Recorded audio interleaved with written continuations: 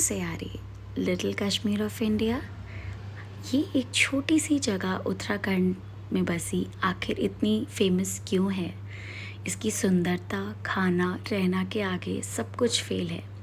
मुनस्यारी की ट्रिप आप कैसे करें, कहाँ रुकें, कौन सा होम स्टे ले जिससे आपको ये फुल हिमालयन व्यू आए, ये सब जानने के लिए मेरी वीडियो एंड तक देखिएगा।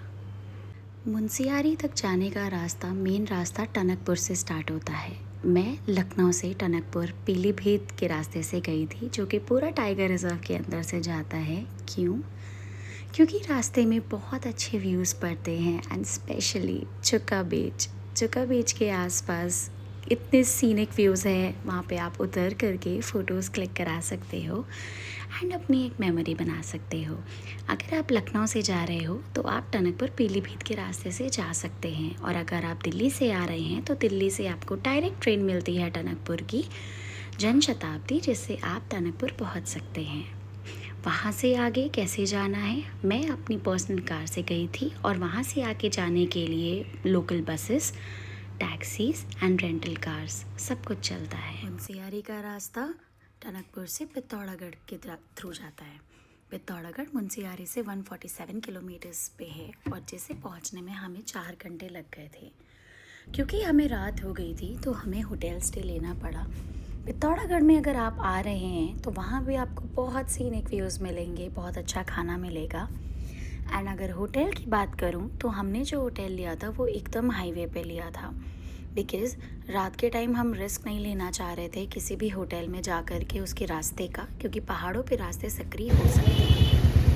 होटल का डिटेल और वीडियो रूम टूर मैंने इसमें ऐड किया है। और इस होटल के बारे में अगर मैं बात करूँ तो मुझे यहाँ पे रूम 1200 से 1500 के बीच में काफ़ी अच्छे मिल गए थे विद कार पार्किंग। रूम की अगर बात करें तो वहाँ पे सारी बेसिक फैसिलिटीज़ अवेलेबल थी। Geyser, kettle, water bottle, towel, soap etcetera सब कुछ था। और हाँ, सबसे अच्छी बात कि ये होटल बहुत साफ़ था। अगर आप रूम्स की बात करें तो रूम्स इतने क्लीन थे कि मैं आपको आप वीडियो में देख के समझ जाओगे कि रूम्स कितने क्लीन थे, एंड वॉशरूम्स भी। I would highly recommend this hotel. Hotel का लोकेशन मैं आपको डिस्क्रिप्शन में डाल दूँगी। सुबह इस होटल से चेकआउट करने के बाद हमें मुनस्यारी पहुंचने में करीबन 4 घंटा लगा। बट हाँ, मुनस्यारी जाने के रास्ते अपने आप में बहुत खूबसूरत हैं। बीच में वाटरफॉल्स, रोड पे वाटरफॉल्स, बुग्याल एंड बहुत कुछ है। अगर आप मुनस्यारी जा रहे हो बाय रोड तो मैं आपको सजेस्ट करूँगी कि आप बीच में सब कुछ एंजॉय होते जाना, बिकॉज़ डेस्टिनेशन से ज़्यादा इसका सफ़र खूबसूरत है। पित्तौरागढ़ से जब आप मुनस्यारी जाएंगे तो जबल जीबी पहुंचने के बाद वहाँ पे 2 रास्ते कटते हैं, जिसका वीडियो मैंने आगे अटैच किया हुआ है। जबल जीबी के बाद असली व्यूज़ आते हैं, वो सुंदर रोड्स, हिमालयन व्यूज़। अगर मौसम अच्छा होगा तो आपको ज़रूर दिखेगा। प्लस बुग्याल, वहाँ की बिल्कुल नेचुरल लाइफ, बहुत सुंदर। आई वुड हाईली सजेस्ट कि जबल जीबी के बाद आप रुको, इंजॉय करते हुए ही मुनस्यारी जाओ। जबल जीबी से दूसरा रास्ता धारचूला की तरफ जाता है। ये याद रखें कि आपको मुनस्यारी की तरफ मुड़ना है। मैंने कुछ छोटे छोटे क्लिप्स ऐड किए हैं वहाँ पे बुग्याल के, वहाँ की सुंदरता के, ताकि आप ये सब देख पाओ कि रास्ते में कितना सुंदर व्यूज़ आते हैं।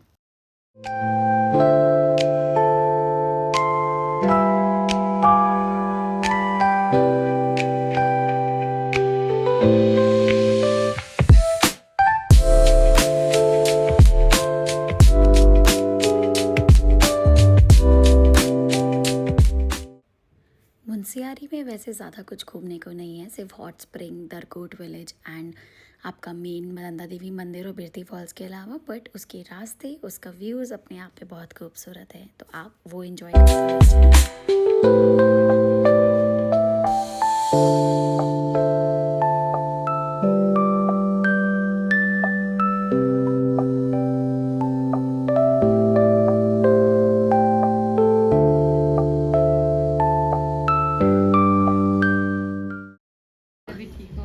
और मुनस्यारी में कैसा रहता है, बर्फ एंड ऑल? मुनस्यारी में बर्फ पड़ती है, नवंबर दिसंबर में पड़ती है। अच्छा। और ठंडा भी काफी होता है। वहाँ घूमने का प्लेस भी बढ़िया बढ़िया है। अच्छा। अच्छा, और और टूरिस्ट का कैसा रहता है गर्मी सर्दी में आना जाना? आते हैं टूरिस्ट भी बहुत सारे आते रहते हैं हम्म। सारे देखने की जगह भी बढ़िया बढ़िया है।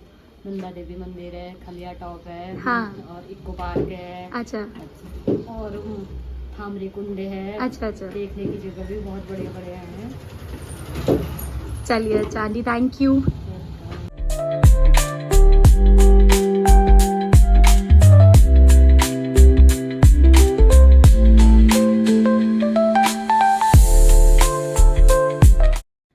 चलिए बात करते हैं मुंशियारी में रुकने की जगह की। वैसे तो मुंशियारी में खाली 1 या 2 ही होटल हैं और बाकी सारे होम स्टेज हैं। मेरा जो होम स्टे था उससे मेरे रूम से डायरेक्ट पंचाचौली पीक्स का व्यू आ रहा था। उनका क्या प्राइस था, उसकी लोकेशन क्या थी, मैं सब कुछ डिस्क्रिप्शन में डाल दूँगी। उस होम स्टे का नाम मात्र छाया होम स्टे था। एंड इनका इंस्टाग्राम पेज पे जाके आप इन्हें फॉलो भी कर सकते हो और इनके अमेजिंग कंटेंट देख सकते हो। ये होम स्टे की अगर मैं बात करूँ, बहुत ही कोजी होम स्टे था। इनके पास 2 डॉग्स थे जो कि बहुत क्यूट थे। इनका डाइनिंग एरिया, इनका फूड, इनका रूम और रूम का व्यू स्पेशली।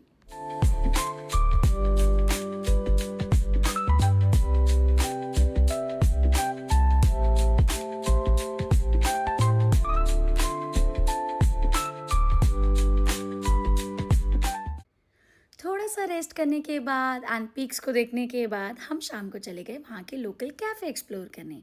वैसे तो मुंशियारी में बहुत ही लिमिटेड ऑप्शंस हैं। एक आपको रेस्टोरेंट मिलेगा एंड 2 कैफ़ेज़, जिन कैफ़ेज़ की वीडियोस मैंने इसमें डाली हैं। ये कैफ़े अल्पाइन ग्लो। वैसे तो मुझे पता है कि इस कैफ़े का ओनर बहुत बड़ा फुटबॉल का फ़ैन था, बिकॉज़ ये पूरा कैफ़े आपकी फ़ुटबॉल की थीम पे था एंड बहुत ही क्यूट कोजी सा कैफ़े था।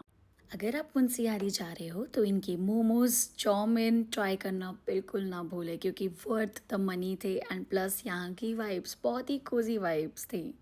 और इस कैफ़े की लोकेशन आपका मुंशियारी का जो टैक्सी स्टैंड है उसके बिल्कुल बाजू में था। इसकी लोकेशन भी मैं डिस्क्रिप्शन पे ऐड कर दूँगी एंड इनका प्राइसेस बहुत ही मिनिमल। सो अगर आप मुंशियारी जा रहे हो तो प्लीज़ इनके कैफ़े विज़िट करना।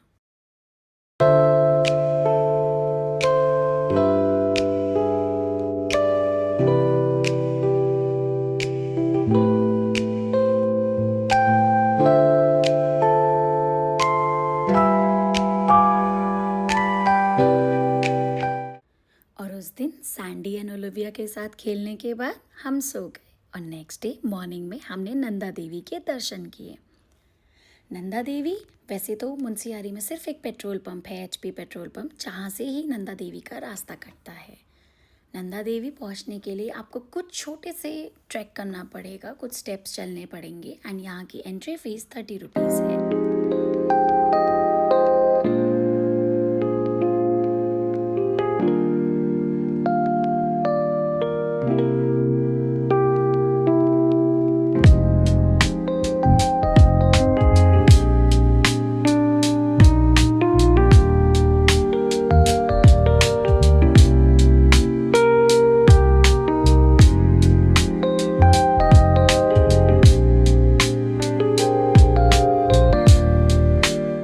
नंदा देवी की लोकेशन अपने आप में बहुत सुंदर है, क्योंकि वो चारों ओर हिमालय से घिरा हुआ है एंड वहाँ से जो व्यू आता है मैं आपको बता नहीं सकती।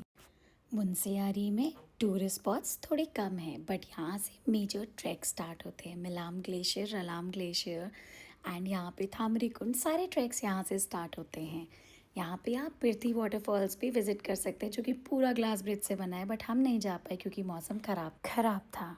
उसके बाद हम निकल गए मिलाम ग्लेशियर बेस पॉइंट के लिए, बट वो रास्ता ख़तरनाक और खूबसूरत साथ में था। हमें वापस आना पड़ा क्योंकि मौसम बहुत ख़राब था एंड बहुत निराश होकर के हम वापस आए। और वापस जाने की खबर सुन के उदास होकर के हम वहाँ पे निकल पड़े एक और कैफ़े एक्सप्लोर करने, जिसका नाम था वन सोल कैफ़े।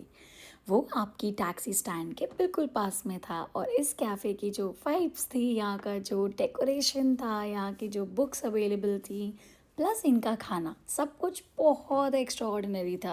बहुत सारे बोर्ड गेम्स, बहुत सारे लाइव म्यूज़िक, एंटरटेनमेंट देखने के बाद हमने यहाँ का फूड एंजॉय किया, जो कि वाकई में बहुत अमेजिंग था। एंड ये aloo chaat is a must try for this place. आप ज़रूर जाना और ज़रूर एक्सप्लोर करना। वैसे तो हमारा होम स्टे का खाना बहुत अच्छा था, बट क्योंकि यहाँ पे सिर्फ एक ही भोजनालय था और हमने यहाँ का खाना, लोकल खाना एक्सप्लोर करने के लिए हम यहाँ पे चले गए। यहाँ का खाना और प्राइसेस बहुत रीज़नेबल थे एंड बहुत टेस्टी खाना था। मैं हाईली रिकमेंड करूँगी ये प्लेस, क्योंकि ये भैया बिल्कुल फ्रेश खाना बनाते हैं एंड बहुत टेस्टी खाना बनाते हैं। और उसके बाद नेक्स्ट डे हम निकल गए तरकोट विलेज एक्सप्लोर करने, जहाँ की टेक्सटाइल्स, जहाँ के मफलर्स, जहाँ के कैप्स बहुत फेमस हैं।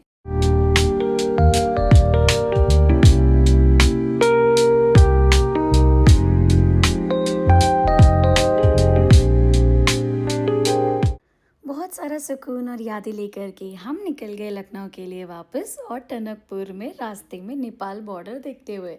अगर आप लखनऊ जा रहे हैं टनकपुर से तो मैं हाईली रिकमेंड करूँगी आप ये बॉर्डर घूमें और यहाँ से बहुत सारी शॉपिंग करें। मेरी वीडियो अच्छी लगी हो तो प्लीज़ उसे लाइक, सब्सक्राइब एंड सपोर्ट करिएगा। Thank you.